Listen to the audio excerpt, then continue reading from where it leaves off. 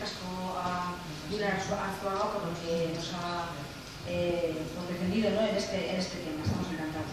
Decir respecto a lo que ha dicho el señor Erkoreka, tres mensajes muy cortos que se corresponden con cada una de nuestras reivindicaciones. En primer lugar, respecto al tema de la formación, es verdad que el señor Uriarte nos ha puesto encima de la mesa de negociación del 18 de mayo, un dossier en el que se recoge todos los cursos que se han ido realizando desde 2009 al 2016. Una primera lectura, una lectura superficial puede hacer pensar que nos han dado una formación, muchísima formación. Sin embargo, un análisis un poquito más pormenorizado demuestra que no es así. Realmente nos han dado 68 cursos desde 2009 al 2016 para 50 personas que somos de la comunidad autónoma, 68 cursos para 50 personas, 55 que somos. La verdad es que es una cifra ridícula, son muy pocos cursos.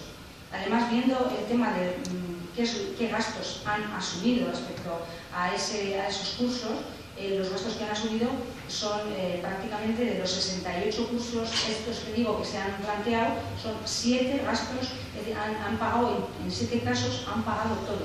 En el resto pues han podido pagar en 2 o 3 casos la matrícula, en 2 o 3 casos los kilometrajes. Es decir, tampoco han asumido los gastos de la formación de los médicos forenses.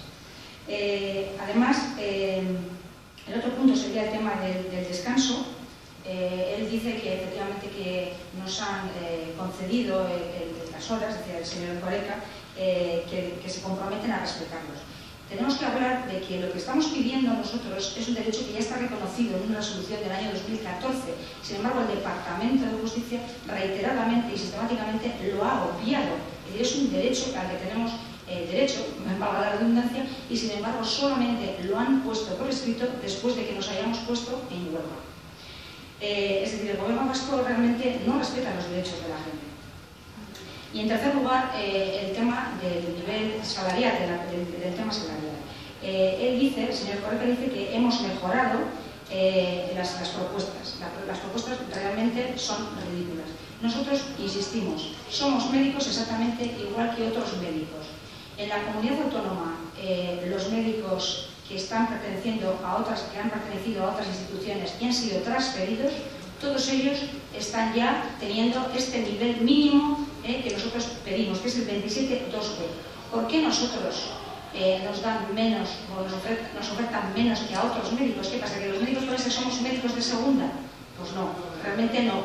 Y lo demuestra precisamente el dossier de formación que puso sobre la mesa el señor Uriarte. Ahí en ese dossier de formación aparece cómo él va introduciendo cursos que son ponencias, que realmente no son formación que nosotros hemos recibido, sino que nosotros damos a otras comunidades autónomas o a otras instituciones, a otros organismos, a otras personas. Vemos cómo hay un montón de ponencias. Es decir, eso habla a favor de la alta cualificación del personal del Instituto Vasco de Medicina Legal, que para nada está siendo valorado por este departamento. En cuanto ya, por último, fuera de las tres reivindicaciones, decir que el señor Erkoreka dice que no acepta las descalificaciones. Pues quizás lo haya tomado como descalificación, pero nosotros, la experiencia que tenemos con el señor Uriarte es que no es el interlocutor más válido para hablar de nuestras reivindicaciones, porque de forma sistemática ha demostrado una ignorancia respecto a nuestras cuestiones de formación, nuestras cuestiones de qué somos, de qué hacemos, etc. Y no solamente eso, sino sus formas han dejado mucho que desear. Y es que recasco, yo creo que lo hemos resumido todo.